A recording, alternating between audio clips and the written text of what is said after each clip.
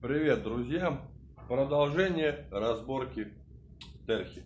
Как я и говорил, чтобы поменять сальники на коленчатом валу, нижний, верхний, нужно просто располовинить двигатель. Так, ну вот, снял зажигание. Что мы видим?